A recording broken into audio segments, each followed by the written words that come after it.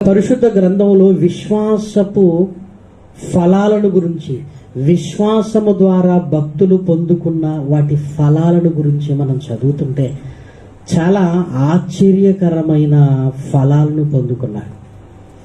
ఏమంటే పాపానికి కూడా ఒక ఫలం ఉంది. పాపానికి ఫలం ఏంటంటే పాపము వలన వచ్చు జీతము మరణము. మరి విశ్వాసానికి కూడా ఫలం ఉంది. విశ్వాసము ద్వారా కూడా మనం పొందుకునే ఒక ఉన్నతమైనది ఉన్నది. అది మనకు అర్థం కావాలి అంటే విశ్వాస ఫలాలు, భక్తులు విశ్వాసం ద్వారా వారు పొందుకున్న ఫలాలను గురించి మనం ఆలోచించాలి. పేతురు గారు రాసిన మొదటి పత్రిక, పేతురు గారు రాసిన మొదటి పత్రిక, పేతురు గారు రాసిన మొదటి పత్రిక, మొదటి అధ్యాయము 8-9 వచనాలను దయచేసి చూడండి. మీరు ఆయనను చూడకపోయినను ఆయనను ప్రేమించుచున్నారు. ఇప్పుడు ఆయనను కనులారా చూడకయే విశ్వసించుచు మీ విశ్వాసమునకు ఫలమును అనగా ఆత్మరక్షణను పొందుచు చెప్పనశక్యము కాని మహిమాయుక్తమైన సంతోషము గలవారై ఆనందించుచున్నారు. విశ్వాసపు ఫలాన్ని గురించి మాట్లాడుతున్న మాట. విశ్వాసము కూడా ఒక ఫలాన్ని మన జీవితంలోనికి తీసుకుని వస్తుంది. ఈరోజు ఈ మాట చదువుకుంటున్నాం, కానీ ప్రారంభం నుంచి విశ్వాస వీరులు వారి విశ్వాస జీవితంలో ఉంటున్న ఫలాలను గురించి మనం ఆలోచించగలిగితే ఒక్కొక్కరు విశ్వాసమును బట్టి ఒక ఫలాన్ని పొందుకున్నట్లుగా మనం చూడగలం. హెబ్రీయులకు రాసిన పత్రిక, హెబ్రీయులకు రాసిన పత్రిక 11వ అధ్యాయము, హెబ్రీయులకు రాసిన పత్రిక 11వ అధ్యాయము 4వ వచనాన్ని చూడండి. విశ్వాసమును బట్టి హేబేలు కయీను కంటే శ్రేష్టమైన బలి దేవునికి అర్పించెను.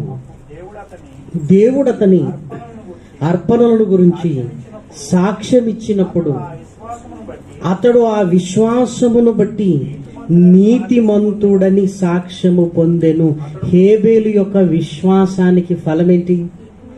నీతిమంతుడని సాక్ష్యము పొందాడు. హేబేలు యొక్క విశ్వాస ఫలం ఏంటంటే నీతిమంతుడని సాక్ష్యం పొందాడు. నీతిమంతుడని సాక్ష్యం పొందటం అంటే అది చిన్న విషయం కాదు. ఎవరి ద్వారా పొందాడు ఆ సాక్ష్యాన్ని? దేవుని ద్వారా పొందాడు. ఇంకా మనం ఆలోచించగలిగితే ఆ సాక్ష్యం పొందటానికి ప్రాణత్యాగం కూడా చేశాడు. ప్రేమ వారలారా, ఇప్పుడు రెండవది దయచేసి చూడండి, 5వ వచనం. విశ్వాసమును బట్టి హానోకు మరణము చూడకుండానట్లు కొనిపోబడెను. అతడు కొనిపోబడక మునుపు దేవునికి ఇష్టుడై సాక్ష్యము పొందెను. కాగా దేవుడు అతని కొనిపోయెను గనుక అతడు కనబడలేదు. ఏమంటే హేబేలు గురించి మనం చదివినప్పుడు ఆయన విశ్వాసానికి ఫలం ఏంటంటే నీతిమంతుడని సాక్ష్యం పొందాడు అన్నాడు. మరి హానోకు విశ్వాస ఫలం ఏంటి? మరణము చూడకుండా కొనుకోబడ్డాడు. హానోకు విశ్వాస ఫలం. ఈరోజు మన పాఠం పేరు కూడా అదే, హానోకు యొక్క విశ్వాస ఫలం.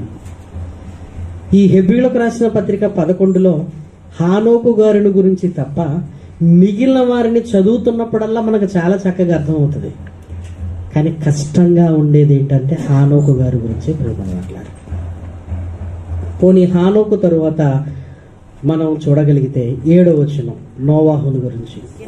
విశ్వాసమును బట్టి నోవాహు అది వరకు చూడని సంగతులను గూర్చి దేవుని చేత హెచ్చరింపబడి భయభక్తులు గలవాడై తన ఇంటి వారి రక్షణ కొరకు ఒక ఓడను సిద్ధము చేసెను.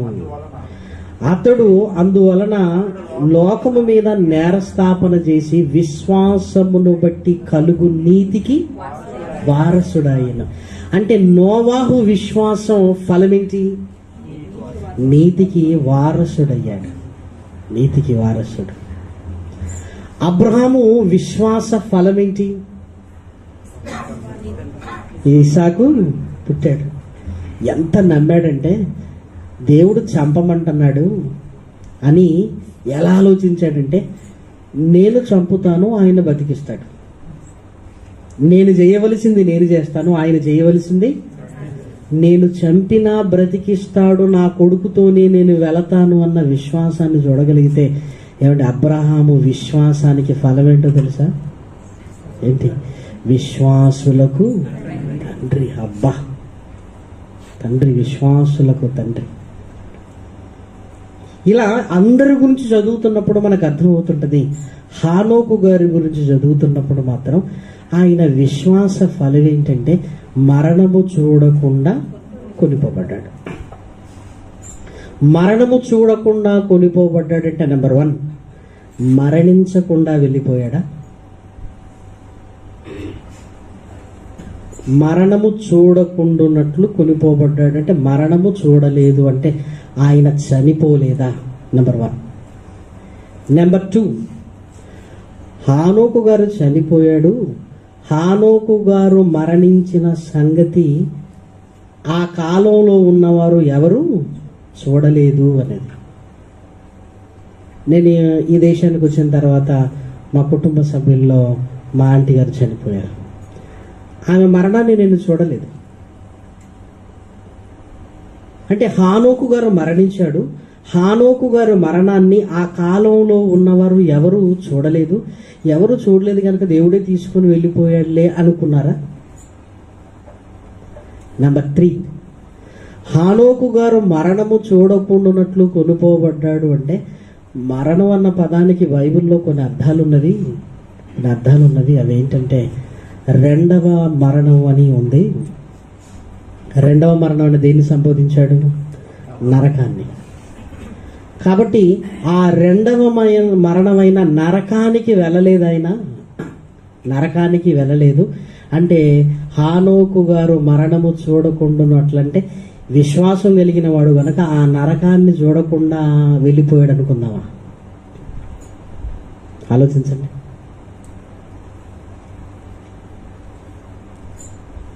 ఇందులో ఏది రైట్ అవ్వచ్చు? అసలు హానోకు గారిని గురించి ఎంత ఆలోచించవలసిన విషయం ఎందుకుంది? మిగతా అందరివి ఈజీగా అర్థమవుతుంటాయి. హానోకు గారి దగ్గర మనం ఆగాలి అన్నాడండి దేవుడు. మనం ఆగి ఆలోచించాలంటే ఆ సందర్భం ఎలా ఉండాలి చెప్పండి? కష్టంగా ఉండాలి. ఒకవేళ సులువుగా ఉందనుకోండి, ఏం చేస్తాం చెప్పండి? చదువుకుంటూ వెళ్ళిపోతాం. కానీ దేవుడు ఎక్కడైతే నిన్ను ఆపాలనుకున్నాడో అక్కడ ఏం చేస్తాడో తెలుసా? కష్టంగా పెడతాడు. మనం వెహికల్లో స్పీడ్గా వెళుతున్నాము, గవర్నమెంట్ వాళ్ళు ఇక్కడ మనల్ని ఆపాలి అన్నారు అనుకోండి, ఏమేస్తారు? స్పీడ్ బ్రేకర్లు వేస్తారు. స్పీడ్ బ్రేకర్లు వేసాడు, అయినా ఏముంది అంటే ప్రాబ్లం ఎవరికి? ఎంత వేగంగా వచ్చినా అక్కడికి రాగానే ఏం చేయాలి? ఒకవేళ నేను వెళ్ళిపోతానంటే వెళ్ళిపోవచ్చు, కానీ ప్రాబ్లం ఎవరికి? మనకే. దేవుడు కూడా కొన్నిసార్లు మనల్ని ఆపడానికి ప్రయత్నం చేస్తాడు. అక్కడ మనల్ని ఆపడానికి ప్రయత్నం చేశాడంటే అక్కడ చాలా జాగ్రత్తగా మనం నేర్చుకోవలసిన విషయాలు ఉన్నవి అని. అలాని పోయిన సంవత్సరం వీటిని గురించి మనం ఒక ఆలోచన మనకు లేదంటే ఇప్పటి వరకు ఉంది. కానీ ఎప్పుడైతే సర్వసత్యంలోనికి మనం ప్రవేశిస్తామో ఇది రైట్ అనే బలమైన మనస్సాక్షిలో కూడిన ఒక రైట్ అనేది అనిపిస్తుంది. ప్రియమైన వారలారా, కొన్నిసార్లు ఇది అవ్వచ్చులే అనిపిస్తుంది, కొన్నిసార్లు అసలు ఇదే రైట్ అనే ఒక నమ్మకం కలుగుతుంది. ఎప్పుడు కూడా ఆ నమ్మకం బోధ మనల్ని కలిగించాలి. ఇది రైట్ అని నీ మనస్సాక్షి నీతో కూడా మాట్లాడగలిగే స్థితిలో ఉన్నప్పుడు నమ్మాలి. ఎవరో 100 మంది రైట్ అన్నారు, 20 మంది తప్పు అన్నారు, ఇవన్నీ పక్కన పెట్టేసండి. అసలు నీకేం అర్థమైంది? నీకేం రైట్ అనిపిస్తుంది? నీ మనస్సాక్షి నీతో ఏం మాట్లాడుతుంది అన్న దాంతో డిసైడ్ అవ్వాలి. పెళ్లి చూపులో కూర్చోబెట్టారనుకోండి, అందరిని అడుగుతుంటారు, అబ్బాయి నచ్చాడా, అమ్మాయి నచ్చిందా అని. తెలివైన వాడు ఏమంటాడో తెలుసా? మనకు నచ్చటం కాదు, ఎవరికి నచ్చాలి? వాళ్ళకి నచ్చాలి. మనం మాట్లాడుకుంటే ఏంటి అంటాడు కదా. వాళ్ళకి నచ్చాలి, మనం మాట్లాడుకోవటం వల్ల ఉపయోగం ఏంటి? వాళ్ళ మనస్సులో సరేలే అని ఒక ఇష్టం ఎప్పుడైతే కలుగుతుందో అది వెరీ వెరీ ఇంపార్టెంట్. అలాగే దేవుడి మాటలు కూడా నిజంగా ఇది రైట్ అనే ఓ బలమైన నమ్మకం మనకు కలుగుతుంది ప్రియమైన వారలారా. నేను చెప్పేది ఒకటే, యూట్యూబ్లలో మాటలు వినొద్దు అని నేను చెప్పను. అవి మీకు వినటం అలవాటు అయితే మీకు ఆలోచన ఎదగదు ప్రియమైన వారలారా. మీకు మీరుగా ఆలోచించండి. మీకు మీరుగా ఎప్పుడైతే ఆలోచిస్తుంటారో మీకు వాక్యాన్ని విడదీసి ఇదేంటి అని ఆలోచించే శక్తి పెరుగుతుంది. యూట్యూబ్లలో మీరు విన్నారనుకోండి, ఇదిగో మీకెప్పుడు ఆలోచన శక్తి పెరగదు. అది ఎప్పుడు వినాలి అంటే, ఇన్ని సంవత్సరాల నుంచి దీన్ని ఆలోచిస్తున్నాను, నాకు అర్థం కావటం లేదు, ఇక తప్పదు అన్నప్పుడు ఎవరైనా మాట్లాడిందంటే వినండి, అంతే. తప్పదు ఇక అంటే అప్పటి వరకు మనం ఏం చేస్తుండాలి? నువ్వు కసరత్తు, నాయన నాతో మాట్లాడవా, నాకు ఇది చెప్పవా, ఇది ఏంటి అని ఒక చిన్న కసరత్తు జరుగుతుండాలి. బైబిల్ అర్థం కాలేదంటే ముందు చదవాలి, నెక్స్ట్ ప్రార్థనా సహాయాన్ని అర్థం చేసుకోవాలి, ప్రార్థనలో ఉండాలి ఎక్కువ. తండ్రి నాకు ఇది నేర్పించవా, ఇదేంటి అని. మనం ఏం చేయం, ఒక ప్రశ్న రాగానే ఒక్క నిమిషం ఆగు, వైఫై ఉందంట, అంతే. ఇక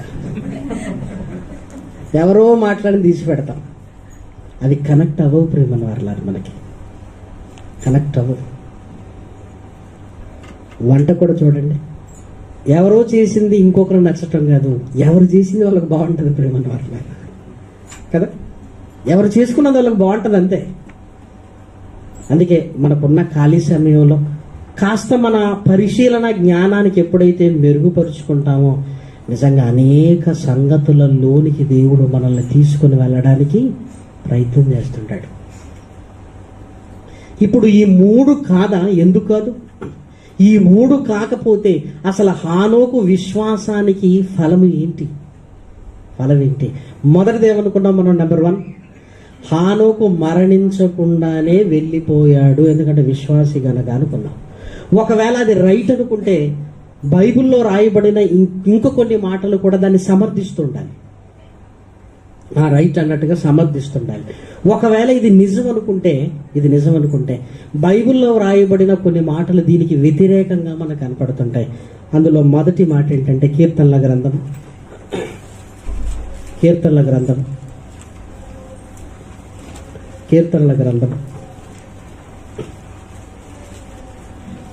89వ అధ్యాయం. కీర్తనల గ్రంథము 89వ అధ్యాయం 48వ వచనం. మరణమును చూడక బ్రతుకు నరుడు ఎవడు? పాతాళము యొక్క వశము కాకుండా తన్ను తాను తప్పించు కొనగలవాడు ఎవడు? ఇక్కడ మనం బాగా చూడగలిగితే మరణము చూడకుండా బ్రతుకు నరుడు ఎవడు అంటే అందరికీ మరణం ఉంది అని చెప్తున్నాడు. అందరికీ మరణం ఉంది. అసలు మరణము చూడకుండా ఈ లోకంలో నుంచి వెళ్ళిపోయే స్థితి ఎవ్వరికీ లేదు. అలాగే యోబు గ్రంథము 30వ అధ్యాయం, యోబు గ్రంథము 38వ అధ్యాయం 23వ వచనాన్ని చూడండి. యోబు గ్రంథము 30వ అధ్యాయము 23వ వచనం. మరణమునకు సర్వజీవులకు నియమింపబడిన సంకేత సమాజ మందిరమునకు నీవు నన్ను రప్పించెదవని నాకు తెలియదు. మరణం అనేది సర్వజీవులకు నియమింపబడిన సంకేతము. సంకేతం అంటే గుర్తు. ప్రతి జీవికి, మనిషి కానివ్వండి, జంతువు కానివ్వండి, ఏదైనా కానివ్వండి, సర్వజీవులకు నియమింపబడిన సంకేత సమాజ మందిరమునకు నీవు నన్ను రప్పించేదవని నాకు తెలియదు. ఒకవైపు అందరూ మరణించాలి అని బైబిల్ చెబుతున్నప్పుడు హానోకు ఇది లేదు అని దేవుడు ఎలా దాన్ని చూపిస్తాడు మనకి? ఇంకా బాగా ఆలోచించగలిగితే మహనీయుడైన యేసుక్రీస్తుతో మనం పోల్చుకోగలిగితే యేసుక్రీస్తు మరణించాడా లేదా? యేసుక్రీస్తే మరణించాడు అంటే యేసుక్రీస్తు కంటే ఎవరు గొప్పవారు లేరు అని మనం అనుకుంటే హానోకు మరణించకుండానే ఎలా వెళ్తాడు? అసాధ్యం. ఇంకా సూటిగా హానోకు గొప్పవాడా యేసుక్రీస్తు గొప్పవాడంటే ఆలోచన లేకుండా చెప్పేది ఏంటి? మనం యేసుక్రీస్తే. ఆయన ప్లేస్లో ఎవరిని పెట్టినా మనం చెప్పేది ఏంటి? యేసుక్రీస్తు. అందులో అనుమానం లేనే లేదు. ఇప్పుడు యేసుక్రీస్తు ఎందుకు గొప్ప, హానోకు ఎందుకు గొప్ప కాదన్నాం అనుకోండి, యేసుక్రీస్తు మరణించి తిరిగి లేచాడు అంటాం. హానోకు దగ్గరికి రాగానే ఒకవేళ మరణించకుండానే వెళ్ళిపోయాడంటే యేసుక్రీస్తు మరణించి తిరిగి లేచాడు, కానీ ఈయన మరణించకుండానే వెళ్ళిపోయాడంటే ఎంత గొప్పవాడు అన్నట్టున్నది. ప్రతి వాని మోకాలు యేసుక్రీస్తు నామమున వంగాలి. ప్రవక్తలలో సంపూర్ణత ఎవరిలో కనబడుతుందంటే యేసుక్రీస్తులో కనబడుతుంది. ఒక్క మాటలో చెప్పాలంటే యేసుక్రీస్తు నన్ను చూడండి మీకు దేవుడు కనపడతాడంట అన్నాడంటే ఆయన బ్రతుకు సామాన్యమైనది కాదు. ఇంకా మనం చూడగలిగితే హెబ్రీలోకి రాసిన పత్రిక 9వ అధ్యాయం 27వ వచనం. మనుషులు ఒక్కసారే మృతి పొందవలెనని నియమింపబడెను. 9వ అధ్యాయము 27వ వచనం. మనుషులు ఒక్కసారే మృతి పొందవలెనని నియమింపబడెను అంటే మనం చావాలని దేవుడు ఏం చేశాడు? నియమించేశాడు. ఒకవేళ ఆ నియమంలో నీ భక్తిని బట్టి, దేవుడికి నీ వలన కలిగే అవసరతను బట్టి ఆయుష్ను పొడిగిస్తాడేమో కానీ నీకు మరణాన్నే తీసేస్తాననేది ఏమీ లేదు. నియమింపబడిన. మనం కూడా చాలాసార్లు చదువుకుంటాం ఏమని?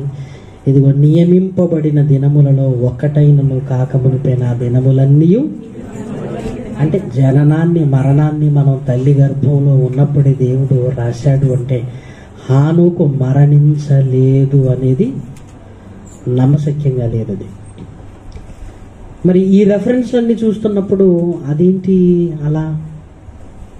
అయినా విశ్వాసానికి ఫలం ఒకవేళ మరణించకుండానే వెళ్ళిపోవటం అనుకుంటే మరి అందరూ విశ్వాసులు, వాళ్ళు ఎందుకు చనిపోయారు?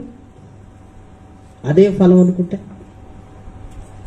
కాబట్టి ఈ మొదటి ఆలోచన అది సరి అయిందిగా మనకు అనిపించటం లేదు. రెండవ ఆలోచన ఏంటి? నరకానికి వెళ్ళలేదు, నరకాన్ని రెండవ మరణం అన్నాడు కదా అని ప్రకటన గ్రంథము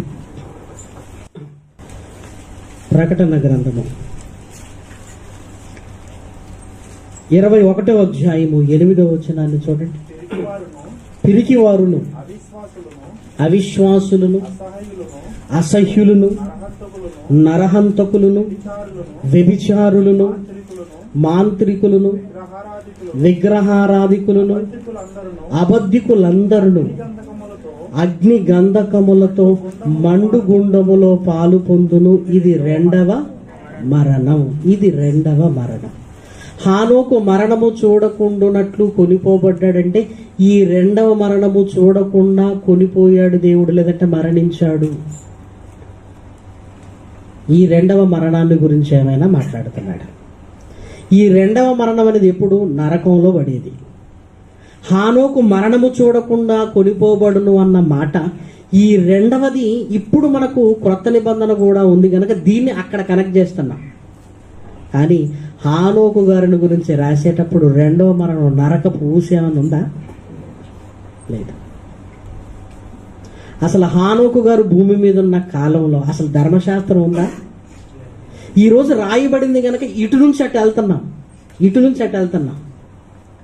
కానీ అసలు హానోకు గారు ఉన్నప్పుడు పరిస్థితులు ఏంటి?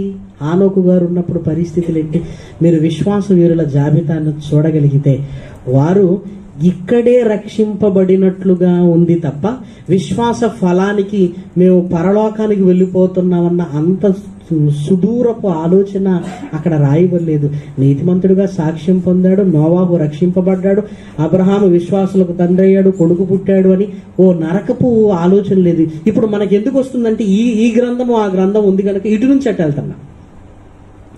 హానోకు మరణము చూడకుండానట్లు, అంటే హానోకు బ్రతికున్నప్పుడు ఏదో ఒక మరణం రాబోతుంది, ఆ మరణాన్ని చూడకుండా ఈయన వెళ్ళిపోయాడన్నది కనెక్ట్ అవ్వాలి తప్ప చనిపోయిన తర్వాత వెళ్ళి ఈ మరణాన్ని చూడకుండా ఇక్కడ చచ్చిపోయాడంటే అర్థమేముంది? ఆలోచించండి.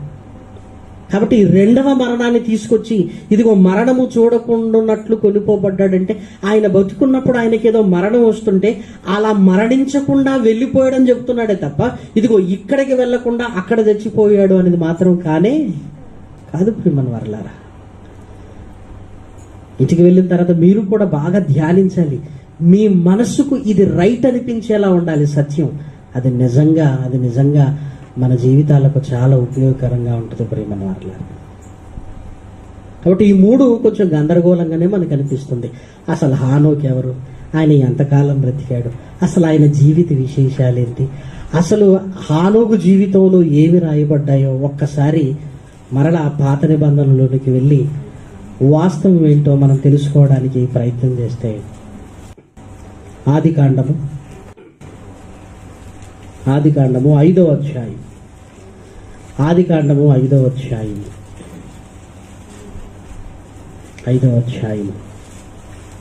21వ వచనాన్ని చూడండి. హానోకు 65 ఏండ్లు బ్రతికి మెతూషెలను కనెను. హానోకు మెతూషెలను కనిన తరువాత 300 ఏండ్లు దేవునితో నడుచుచు కుమారులను కుమార్తెలను కనెను.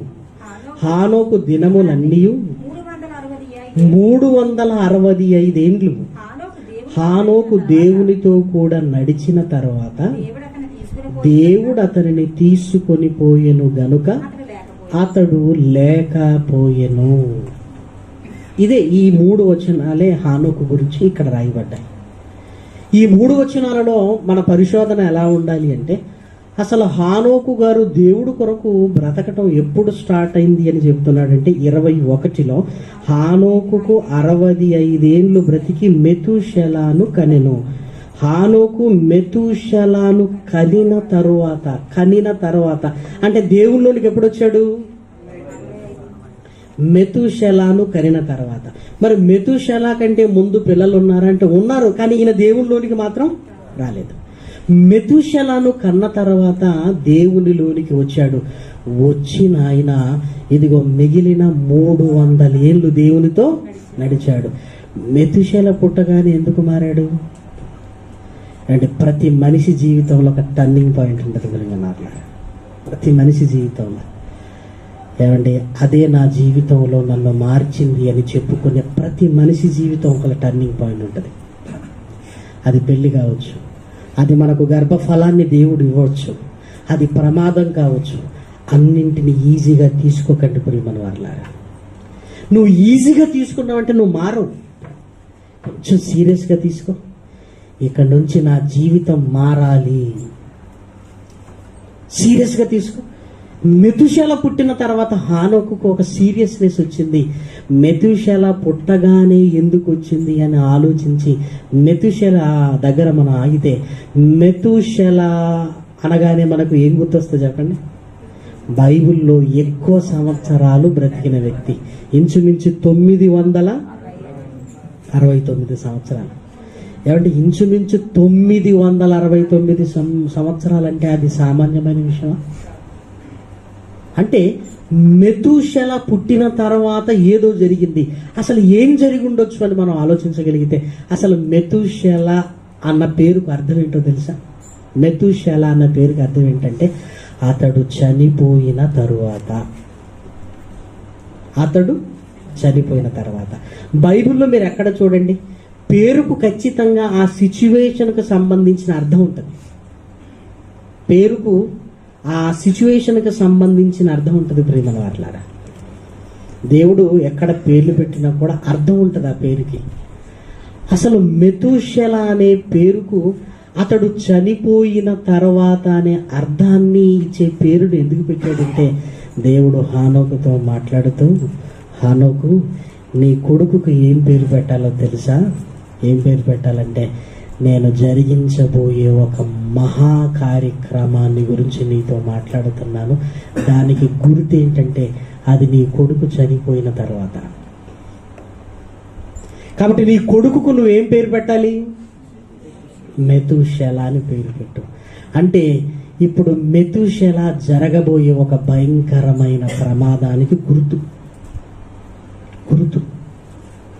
అందుకే దేవుడు అందరికంటే ఎక్కువ ఆయుష్ని ఇచ్చాడు. ఎక్కువ ఆయుష్ని ఎందుకు ఇచ్చాడో తెలుసా ప్రియమైన వారలారా? ఒకవేళ మెతూషెల చచ్చిపోయాడు అనుకోండి, ఇప్పుడు దేవుడు చేయాలనుకున్నది చెయ్యాలి. అంటే దేవుడు ఆగాలి అంటే మెతూషెలకి ఏముండాలి? ఆయుష్ ఉండాలి. అందుకే చూడండి, మెతూషెల పుట్టగానే ఏదో హానోకుకు అర్థమైపోయి ఇక లాభం లేదు అని 300 ఏళ్ళు బతికాడు, కుడికి కానీ ఎడమ కానీ తొలగకుండా. అంటే దేవుడు హానోకుతో ఏదో చెప్పాడు ప్రేమల వారలారా, ఏదో చెప్పాడు. ఏమంటే దేవుడు ఏది దాచుకునేవాడు కాదు ప్రేమల వారలారా. కీర్తనల గ్రంథంలో రాయబడిన ఒక మంచి మాట చూడండి. కీర్తనల గ్రంథం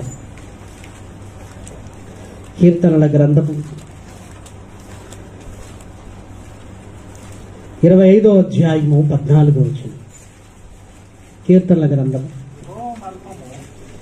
25వ అధ్యాయము 14వ వచనం. యెహోవా మర్మము ఆయన యందు భయభక్తులు గల వారికి తెలిసి ఉన్నది. మీరు నమ్మగలరా ఈ మాట? నువ్వు భక్తిగా ఉంటే జరగబోతుంది కూడా నీకు సూచనగా అర్థమైపోద్ది. దాన్ని 6th సెన్స్ 7th సెన్స్ అంటుంటాం కానీ అది ఏమీ లేదు.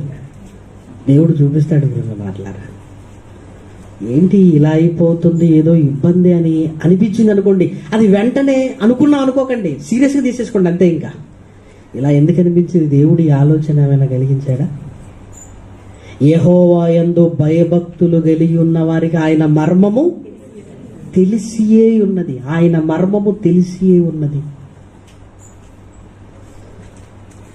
అబ్రహాము భయభక్తులు కలిగిన వాడు. సొదొమ గుమొర్రా నాశనం ఆయనకు తెలుసా తెలియదా? తెలుసు. దేవుడే చెప్పాడు ప్రియమైన వారలారా, నేను అబ్రహాముకు దాచేదనా, నేను దాచిపెట్టలేను. పోనీ అతి పెద్ద సీక్రెట్, యేసుక్రీస్తును, తన కుమారుడైన యేసుక్రీస్తును ఈ భూమి మీదికి పంపటం, ఇది మర్మం. ఇది ప్రవక్తలందరికీ తెలుసా తెలియదా? అందరికీ తెలుసు. అందరి ప్రవక్తలందరికీ, భయభక్తులు కలిగిన వారందరికీ ఆయన మర్మము తెలుసు. మరి హానోకు 300 ఏళ్ళు బతికినప్పుడు ఇదిగో ఆయన చెయ్యబోయేది ఏదో మర్మము హానోకుకు తెలియకుండా ఎలా ఉంటుంది? హానోకుకు తెలియకుండా ఉండే అవకాశము లేనే లేదు. దానికి గుర్తు ఏంటంటే నీ కొడుకు చావు. ఆ చావును గురించి నేను ఎక్స్ప్లెయిన్ చేయట్లేదు. మీరు బైబిల్లో ఏ పేరుకైనా చూడండి, అక్కడ ఒక సిచ్యువేషన్ ఉంటుంది. ఇదిగో మందసం పట్టబడింది అనగానే అప్పుడే కొడుకు పుడతాడు. అమ్మ ఏం పేరు పెట్టాలంటే, మందసం పట్టబడింది, నా ప్రాణం కూడా పోతుంది, ఈ కాబోద్దు అని పేరు పెట్టాడు. సిచ్యువేషన్కి సంబంధించిన పేర్లు. మొన్ననే ఒక తుఫాన్ వచ్చింది, ఫనీ అని, అప్పుడే ఒక పాప పుట్టిందట. ఏం పేరు పెట్టారు? ఫనీ అని పేరు పెట్టేశారు. దేవుడు అబ్రాము అసలు పేరు అయింది, కానీ వెంటనే విశ్వాసాలకు తండ్రి అయిన తర్వాత ఇదిగో నీ జీవితం పేరుకు తగ్గట్టుగా ఉండాలి, ఆ పేరు బాగలేదు. అబ్రహాము విశ్వాసులకు తండ్రి. అంటే హానోకుకి ఎలా ఉండేదంటే, మెతుషెలకు జ్వరం వచ్చింది అనుకోండి, మెతుషెలకు ఏం తెలియదు. ఇప్పుడు ఎవరికి తెలుసు? ఇవిడు చచ్చిపోతున్నాడంటే ఏదో ఇతడు చనిపోయిన తర్వాత. అంటే జాగ్రత్తగా చూసుకునేవాడు అనమాట. జాగ్రత్తగా.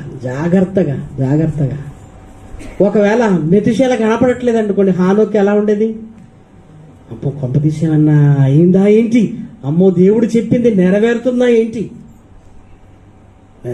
ఏంటి? అందుకే కొన్నిసార్లు దేవుడు సూచనలు మన ఇంట్లోనే పెడతాడు ప్రియమైన వారిని. ఇంట్లో ఎందుకు పెడతాడు చెప్పండి? లేవగానే చూస్తాం. ఇంట్లో పెట్టే గ్రహించలేదనుకోండి, నాలాగా ఒంట్లో పెడతాడు. ఇది చూసుకొని రోజు ఏమన్నా ఉంటుందా? కొన్ని నేర్పించాలనుకున్నప్పుడు మన ఇంట్లో చూడాలి. ఆ ఇంట్లో మనకు అర్థం కావలేదు, నెక్స్ట్ ఎక్కడికి? ఇంట్లోకి. అది కూడా అర్థం కాలేదనుకోండి, ఇక చేసేది ఏమీ లేదు. ఎప్పుడైనా దాన్ని అందుకోవడానికి ప్రయత్నము చేస్తూనే ఉండాలి. ఇప్పుడు హానోకు గారికి దేవుడు ఏం చెప్పాడు? ఎవరి గురించి చెప్పాడు? ఏది మెతుషెల చనిపోయిన తర్వాత జరగనుంది అని హానోకు గురించి ఇంకెక్కడైనా పరిశుద్ధ గ్రంథంలో రాయబడిందంటే ఒక్క మాట రాయబడింది, యూదా పత్రికలో. ఆ మాట కూడా చూద్దాం. యూదా పత్రిక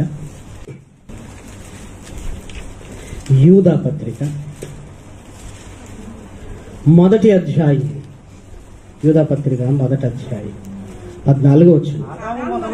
ఆదాము మొదలుకొని 7వ వాడైన హానోకు కూడా వీరిని గూర్చి ప్రవచించి ఇట్లా నేను ఇదిగో అందరికీ తీర్పు తీర్చుటకును వారిలో భక్తిహీనులందరూ భక్తిహీనముగా చేసిన వారి భక్తిహీన క్రియలన్నింటిని గూర్చి భక్తిహీనులైన పాపులు తనకు విరోధముగా చెప్పిన కఠినమైన మాటలన్నింటిని గూర్చి వారిని ఒప్పించుటకు ప్రభువు తన వేవేల పరిశుద్ధుల పరివారముతో వచ్చెను. ఇదిగో భక్తిహీనుల గురించి హానోకు గారు కూడా ప్రవచించాడు. హానోకు వారు 7వ వారు. ఆదాము మొదలుకొని హానోకు వరకు హానోకు కూడా ప్రవచించాడు. అంటే దేవుడు చెప్పింది హానోకు కూడా చెప్పాడు. హానోకు గారికి దేవుడు ఏం చెప్పాడంటే, నాయన నేను భక్తిహీనులకు తీర్పు తీర్చబోతున్నాను. దానికి గుర్తేంటో తెలుసా? నీ కొడుకు మెతుషెల. నువ్వెలా అయితే సర్దుకుని చక్కగా బతుకుతున్నావో అందరూ అలా బ్రతకాలి. అందరూ బ్రతకకపోతే ఇదిగో భక్తిహీనులకు నేను తీర్పు తీర్చేస్తాను. అది తొలినాళ్ళు. ఆదాము కూడా ఇదిగో బయటకు వచ్చిన తర్వాత ఏం చెప్పాడో తెలుసా? ఇదిగో దేవుడు దేనినైనా సహిస్తాడేమో కానీ ఆయన మాటకు వ్యతిరేకంగా ఉంటే మాత్రము సహించడు. ఇదిగో నన్ను చూడండి, ఆ ఏదెనులో ఉండవలసిన నేను బయటకు వచ్చాను. ఇదిగో దేవుడు భక్తిహీనతను సహించడు అని ఆదాము కూడా చెప్పాడు. ప్రియమైన వారలారా, ఆదామేమో పళ్ళు తిన్నాడు, అయిపోయింది అనుకుంటాం, కానీ బయటకు వచ్చిన తర్వాత తన అనుభవాలను మాట్లాడకుండా ఉండగలడా? ఇదిగో నేను తప్పు చేశాను, దేవుడు భక్తిహీనతను అస్సలు మెచ్చడు అని ప్రవచించాడు. హానోకు గారు కూడా బ్రతుకుతున్న ఆ కాలంలో పాపం పెరుగుతుంది. ఆదిలోనే దీన్ని అంతమొందించకపోతే ఇది ప్రమాదకరంగా మారిపోతుందని హానోకును పిలిచాడు. ఇదిగో ఈ భక్తిహీనులకు నేను తీర్పు తీర్చబోతున్నాను. అది ఎప్పుడు జరుగుతుందంటే నీ కుమారుడు చనిపోయిన తర్వాత. జాగ్రత్తగా ఉండు అన్నాడు. అంతే. ఆ రోజు నుంచి భక్తి కలిగి 300 ఏళ్ళు దేవునితో కూడా నడిచాడంటే ఎంత భక్తి ప్రియమైన వారలారా, ఎంత భక్తి. ఇప్పుడు మరలా మనం ఆలోచిస్తే ఇదిగో సొదొమ గొమొర నాశనాన్ని గురించి అబ్రహాముకు దేవుడు చెప్పాడు. అలాగైతే హానోకు గారి తదనంతరం ప్రపంచం మీదకి వచ్చిన భయంకరమైన విపత్తు ఏమై ఉండాలి? జల ప్రళయం. ఇప్పుడు జల ప్రళయంలో నోవాహు గారితో దేవుడు మాట్లాడాడు అని మనం అనుకుంటున్నాం. నోవాహు గారిని కాపాడాడు. మరి ఇది ఎవరితో చెప్పి ఉండాలి? మీకు ఇంకా అర్థం కావాలంటే లోతును కాపాడాడు. చెప్పింది ఎవరితో? అబ్రహాముతో. ఇక్కడ నోవాహును కాపాడాడు. మరి చెప్పింది ఎవరితో? హానోకుతో చెప్పాడు. హానోకు, ఇదిగో భక్తిహీనులకు నేను తీర్పు తీర్చబోతున్నాను. ప్రభువా, ఎలా అంటే అరారాతు పర్వతాలు మునిగిపోయన్ని నీళ్ళు వస్తాయి, ప్రచండమైన వర్షం, 40 దినములు 40 రాత్రులు. ఎప్పుడు వస్తుంది ప్రభు అంటే ఇదిగో అప్పుడప్పుడే కాలాన్ని గురించి గణించే స్థితి లేని ఆ రోజుల్లో నీ కొడుకునే నీకు సాదృశ్యంగా పెడుతున్నాను. అతడు చనిపోయిన తర్వాత వెంటనే హానోకు అలర్ట్ అయిపోయాడు. అమ్మో, ఇంత పెద్ద భయంకరమైనది రానుంది, నా విశ్వాసాన్ని నేను కోల్పోతే ఇంకేమైనా ఉందా? అందుకే వెంటనే మీరు చూడండి, నోవాహు కాలం వచ్చింది. నోవాహు కాలం రాగానే దేవుడు నోవాహుతో మాట్లాడుతున్నాడు. మరి హానోకుతో మాట్లాడొచ్చు కదా అని మీరు అనుకోవచ్చు. అప్పటి వరకు హానోకు బ్రతికి లేడు. అప్పటి వరకు హానోకు గారు బ్రతికి లేడు. అప్పటి వరకు హానోకు ఎందుకు బ్రతికి లేడు అంటే, నాయన 300 ఏళ్ళు బ్రతికిన నీ విశ్వాసాన్ని చూశాను. ఇదిగో నీ విశ్వాసాన్ని బట్టి నీకు ఇచ్చే ఫలం ఏంటో తెలుసా? ఆ జలప్రలేపు మరణాలు, ఆ పరిస్థితులు నువ్వు చూడకుండా నిన్ను తీసుకుని వెళ్తున్నా. అప్పుడప్పుడు పెద్దవాళ్ళు కూడా, దేవా ఇదిగో పెద్దోడు ఇలా చేస్తున్నాడు, చిన్నోడు ఇలా చేస్తున్నాడు, వీళ్ళు చేసేటివి చూడకుండా నన్ను తీసుకెళ్ళిపో అని పెద్దవాళ్ళు అడుగుతుంటారు. నన్ను తీసుకెళ్ళిపో, నన్ను బతికించింది ఇది చూడ్డానికా? అది చూస్తే ఎంత తలడిల్లిపోతున్నారో ఆలోచించండి. ఆ జలప్రలయపు భయంకరమైన పరిస్థితులను ఇదిగో హానోకును ఎంటర్ చేయనీయకుండా ఏం చేస్తున్నాడంటే, విశ్వాసమును బట్టి హానోకు మరణము చూడకుండానట్లు కొనిపోబడెను. ఏ మరణము? ఆ జలప్రలయపు మరణాలను, ఆ కష్టాలను, ఆ కన్నీళ్లను. అలాని హానోకు వెళ్ళిపోయాడు, నోవాహు హాయిగా ఉన్నాడని చెప్పగలవా? భయంతో ఉన్నాడండి నోవాహు. భయం. ఫ్లైట్లో కూర్చున్నప్పుడు మళ్ళీ సీట్ బెల్ట్ పెట్టుకోండి అంటాడు, అప్పుడు స్టార్ట్ అవుతుందండి. ముందు సీట్ బెల్ట్ పెట్టుకోమన్నప్పుడు ఏముండదు, వీళ్ళకి ఏ పని లేదు అని పెట్టుకుంటాం. అంతా చక్కగా భోజనం మీద వచ్చిన తర్వాత మరలా సీటు పెట్టుకోండి అంటే, ఇంతకుముందు పెట్టుకున్నోడు కూడా ఇప్పుడు పెట్టుకుంటాడు. ఎందుకు? భయం. ఎందుకు? రెక్కలేమో ఇటు చూస్తుంటే ఊగుతుంటాయి. నిజంగా కొన్ని విమానాలలో ప్రయాణం చేస్తే పల్లె వెలుగు బస్సు గుర్తొచ్చేస్తుంది మనకి. దడ అంటుంది. దేవా నాయన ఎక్కడున్నావేంటి? అక్కడ ఏమన్నా ఉంటే ఇంకేమైనా ఉందా? ఇప్పుడు నోవాహును గురించి ఆలోచించండి. ప్రచండమైన వర్షం, పర్వతాలు మునిగిపోతే ఒకే ఒక్క కుటుంబం లోపల బిక్కుమనుకుంటూ బతకాలి. ఒకవేళ కిటికీ ఓపెన్ చేద్దామా అంటే కనిపించేది ఏమీ లేదు. ఎలా ఉంటారు చెప్పండి? ఎవ్వరు లేరు.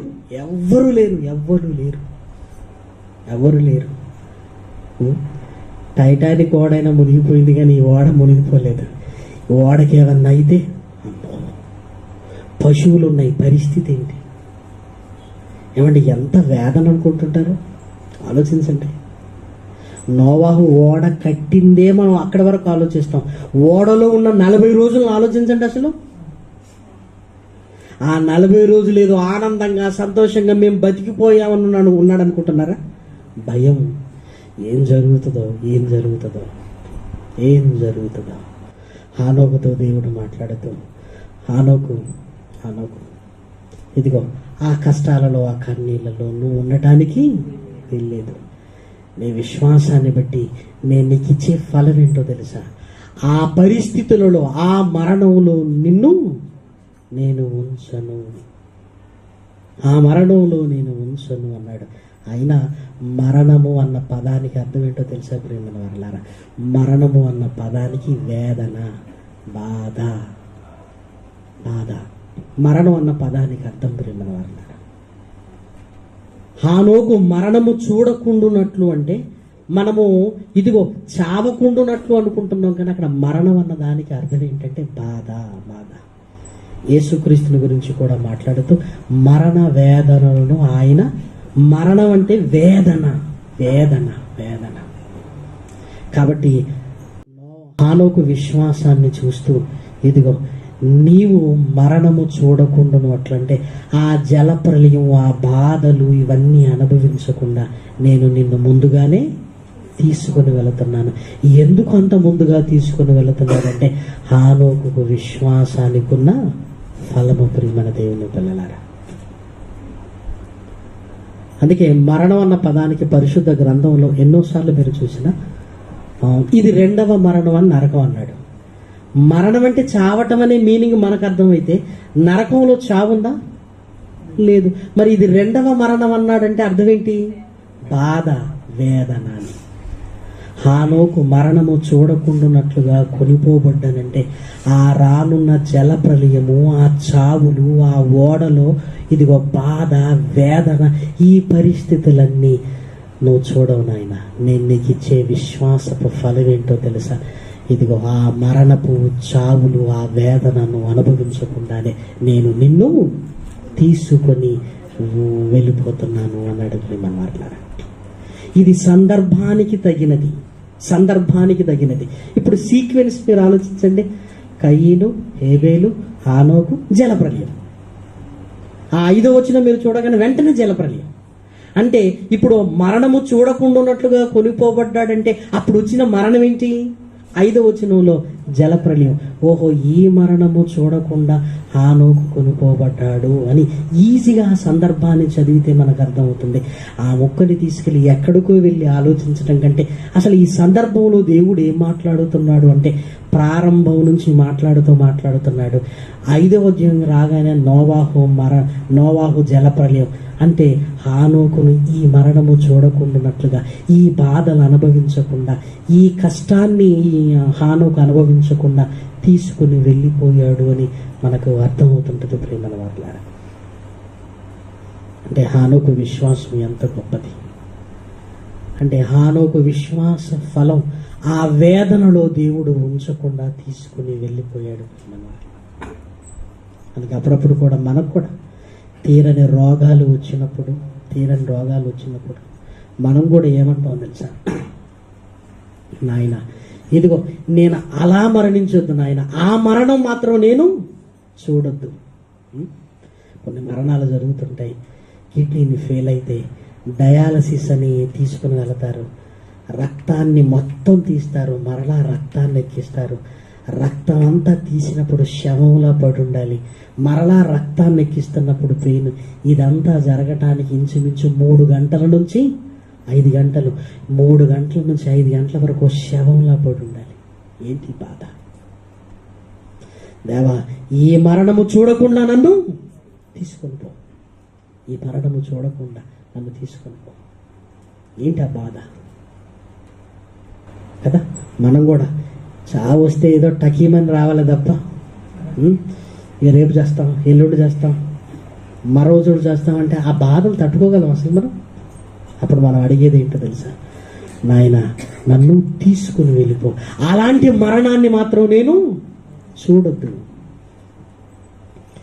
తొలినాళ్లలో విశ్వాసమును బట్టి ఇదిగో ఆ భయంకరమైన ఆ వేదనలో నుంచి హానోకు గారిని తీసుకుని వెళ్ళాడు. కానీ మహనీయుడైన యేసు క్రీస్తుకు మాత్రం అవకాశము లేదు. ఆయన సిలువలో భయంకరమైన బాధలు అనుభవించాడు. ప్రేమను వాట్ల భయంకరమైన బాధలు అనుభవించాడు. ఎందుకు? ఇదిగో ఆయన వేదన, ఆయన భయంకరమైన చావు మనకేమైంది? మన విశ్వాసానికి ఫలం, రక్షణ మనకు దొరికింది. మరి ఈరోజు కూడా మనం విశ్వాసము కలిగి ఉంటున్నాం. కానీ ఈరోజు మన విశ్వాసానికి ఫలము ఏంటి అని ఆలోచించగలిగితే ప్రియమైన వారలారా, రక్షణలోనికి వచ్చాం. రక్షణలోనికి వచ్చామంటే దాని అర్థం ఏంటంటే పరలోకానికి వెళ్ళగలిగే స్థితి. ఆ రోజు విశ్వాసానికి ఫలం ఆ ప్రళయపు వేదనలు అనుభవించకుండా వెళ్ళటం అయితే ప్రియమైన వారలారా, ఈరోజు విశ్వాసానికి ఫలమైన రక్షణను పొందుతున్నాం. ఆ రక్షణను పొందిన మనం పరలోకానికి ఇదిగో వెళ్ళటానికి మనల్ని మనం సిద్ధపరుచుకుంటున్నాం.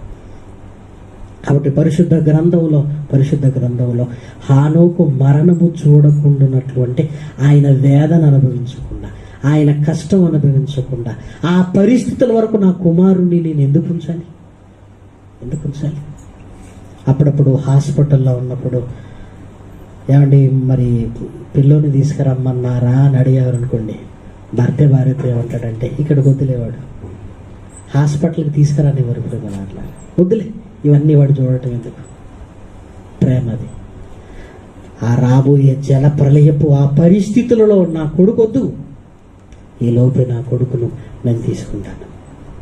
ఇదిగో ఆ పరిస్థితులు, ఆ మరణం అంటే ఆ వేదనలు, ఆ కష్టాలు, ఆ కన్నీళ్ళు నోవాహు చూశాడు కానీ హానోకు చూడలేదు. ఆ స్థితిని చూడకుండా విశ్వాసాన్ని బట్టి దేవుడు తీసుకొని వెళ్ళిపోయాడు. అందుకే హానోకుకు ముందుగానే చెప్పాడు ఏమని, ఇదిగో జలప్రలయం రాబోతుంది అని. దానికి గురుతేంటి? నీ కొడుకు చనిపోయిన తర్వాత అని. అందుకే ఆ గుర్తును కలిగిన హానోకు చాలా భక్తిగా బ్రతికాడు. మనకు కూడా ఈరోజు చాలా గుర్తులు ఉన్నాయి. యేసుక్రీస్తు రెండవసారి వస్తాడనడానికి ఒకటే ఉన్నాయా? బోలెడన్నున్నాయి ఇప్పుడు మన వారిలో. సమాజంలో కనపడుతున్నాయి, ఇంట్లో కూడా కనపడుతున్నాయి. ఇంట్లో గుర్తులేంటి? ఒక కుటుంబం వారికి శత్రువులు అవుతారు. ఇంకేం కావాలి? ప్రేమ అనురాగాలని చెప్పుకోవడానికి బాగుంటాయి, పరిస్థితి వస్తే ఎవరి దారి వాళ్ళది.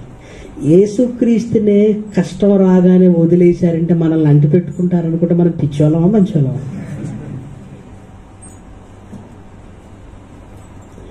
మన కుటుంబంలోనే గుర్తులు. నువ్వు దేవుని కోసం బ్రతుకుతున్నప్పుడు నీ కుటుంబమే నీకు ఎదురు తిరిగే స్థితి. ఇదేం గుర్తు? యేసుక్రీస్తు రెండవ రాకడ గుర్తు కాదా? ఇన్ని గుర్తులు కనపడుతున్నాయి. ఇన్ని గుర్తులు కనపడుతున్నప్పుడు ఒక హానోకు వలె సరిదిద్దుకొని మన జీవితకాలం అంతా 60-70, ఆయన 300 ఏళ్ళు బతికినప్పుడు 60-70 సంవత్సరాలు బ్రతకలేకపోతున్నామంటే ఎంతగా జారిపోతున్నాం ఒకసారి ఆలోచించండి. ఈరోజు విశ్వాస ఫలము రక్షణ. ఆ రక్షణ మనకు పరలోకాన్ని ఇవ్వగలగాలి ప్రియమైన వారలారా. ఇదిగో ఆ మండు గుండములో నుంచి ఈరోజు మనం తప్పించబడుతున్నాం ప్రియమైన వారలారా. హానోకు జల ప్రళయము నుంచి, ఆ వేదన నుంచి తప్పించబడితే ఈరోజు ఒక మండు గుండములో నుంచి మనం తప్పించబడుతున్నాం. దీనికి గుర్తు ఏంటో తెలుసా? దీనికి గుర్తు ఎన్నో గుర్తులు. దీనికి ఎవరు చావుతో ఖాయం తెలుసా? ఇదిగో నువ్వు చచ్చావా అయిపోయినట్టే. ఆ రోజు హానోకు కుమారుడు మెతుషెలా చచ్చిపోతే అయిపోయినట్టే. ఈరోజు నువ్వు చచ్చావా అయిపోయినట్టే. మనకు చావు ఉందని మర్చిపోతున్నావా? గుర్తుంటుందా? ఎంతో మందిని చావు చూస్తున్నాం, వెంటనే మనం అప్లై చేసుకున్నామో నాకేది జరిగితే అని భయం రావాలి. అంటే దీనికి గుర్తు ఏంటంటే నువ్వు చావు. అప్పటి వరకు నేను కనికరిస్తానేమో, కానీ నువ్వు చచ్చిన తర్వాత మాత్రం నేను కనికరించను. ఇప్పుడే విశ్వాసము కలిగి ఉంటే ఇదిగో మరణము చూడకుండా, అనగా ఈరోజేంటి ఆ రెండవ మరణాన్ని చూడకుండా నా దగ్గరికి నిన్ను తీసుకుని వెళతాను. ఆ వేదన చూడకుండా, ఆ వేదన. హానోకు జల ప్రళయానికే భయపడితే నరకానికి భయపడకపోతే ఎలా ప్రియమైన వారలారా? నరకానికే మనం భయం కలగట్లేదంటే అంతకంటే పెద్దది ఇంకొకటి లేదు నిన్ను భయపెట్టడానికి. అంతకంటే ఇంకొకటి పెద్దది ఏదో చెప్పి మనల్ని భయపడటానికి ఇంకేమీ లేదు. నరకానికి భయపడడానికి దేనికి భయపడడు ప్రియమైన వారలారా? మనం భయపడదాం. ప్రమాదాలు జరుగుతున్నాయి, రోగాలు వస్తున్నాయి, తుఫాన్లు అంటున్నారు, ఉగ్రవాదులు అంటున్నారు, ఎన్ని భయపడదాం ప్రియమైన వారలారా. అది మనం చావక మునిపే జరిగిపోవాలి. మనం చచ్చామా అయిపోయినట్టే ప్రియమైన వారలారా. కాబట్టి మన విశ్వాసానికి ఫలం పరలోకాన్ని పొందుకొనగలిగే మంచి స్థితి మనకు ఉండాలి అని దేవుని ప్రేమను బట్టి మిమ్మల్ని అందరినీ కోరుకుంటూ, ఏమంటే ఇది తప్ప రైటా డిస్కషన్లు కాదు, దీంట్లో బుద్ధి ఉన్నది. ఆ బుద్ధిని నేర్చుకుందాం. బుద్ధి నేర్చుకున్న తర్వాత ఇవన్నీ చాలా చాలా చిన్నది. మనం ఏం చేస్తామంటే ఒకవైపు భయం కలుగుతుంటే ఇది తప్ప ఇది రైటా, ఎవరిని అడుగుదాం, వీళ్ళని అడుగుదామా, వాళ్ళని అడుగుదాం, బుద్ధి రాదు కదా. అదొద్దు. భయపడదాం వాక్యానికి, నరకానికి భయపడదాం. దేవుడు కూడా మనకు ముందుగా చెప్పాడు, ఇదిగో నరకం ఉంది అని. అది ఎవరికి ఒకరికి కాదు, అందరికీ చెప్పాడు. కాబట్టి భయపడుతూ మన జీవితాలను సరిదిద్దుకోవాలని దేవుని ప్రేమను బట్టి మిమ్మల్ని అందరినీ కోరుకుంటూ ఈ మాటలు నేను ముగిస్తున్నాను. ప్రార్థన చేసుకున్నాను. మహాగణుడు అయిన మా కన్న తండ్రి, మీకు వందనములు. పరిస్థితుల ప్రభావం నాయన మా మీద పడకుండా, నీ కుమారుడైన యేసుక్రీస్తు రాకకు గుర్తులు మా కళ్ళ ముందు కనబడుతుండగా మేము చచ్చిపోతే ఏమైపోతామన్న భయం నాయన, ఈ సిరి సంపదలు, ఈ ఆస్తులు, ఈ ధనం నాయన ఎందుకు పనికి రానిదిగా మారిపోతుందని గ్రహించి విశ్వాసమును, ప్రేమను నాయన, భక్తిని, నీతిని కలిగి ఉండగలిగే భాగ్యాన్ని అనుగ్రహించండి. కృపా కనికరము గల తండ్రి, ఈ మాటలన్నీ మీ పిల్లల హృదయాలలో నాయన ఫలింపచేయమని కోరుతూ, అది మా విశ్వాసానికి తగిన ఫలమును, రక్షణను నాయన, ఉన్నతమైన నీ పరలోకాన్ని పొందుకొనగలిగే భాగ్యాన్ని అనుగ్రహించమని బ్రతిమలాడుతూ ప్రాధేయపడుతూ సంఘపు ప్రార్థనను విని నాయన నీ కుమారుని క్షేమంగా మా మధ్యకు నడిపించినందుకు నిన్ను స్తుతిస్తూ, నిన్ను ఘనపరుస్తూ తండ్రి, బలమైన ఆలోచనలతో నాయన ఇక నుంచి ముందుకు వెళ్ళగలిగే భాగ్యాన్ని ఇవ్వమని కోరుతూ నీ ఆత్మ సహాయాన్ని అనుగ్రహించమని బ్రతిమలాడుతూ ప్రాధేయపడుతూ అలైన్లోను, సోనాపూర్లోను, షార్జాలోను, దుబాయ్లోను, అబుదాబిలోను జరుగుతున్న ఈ సేవనంతటినీ దీవించిన ఆయన నీవే ఘనత, మహిమ, ప్రభావములు పొందుకున్నామని కోరుకుంటూ క్రీస్తు నామమున ప్రార్థన అడిగి వేడుకొనుచున్నాము తండ్రి. ఆమేన్.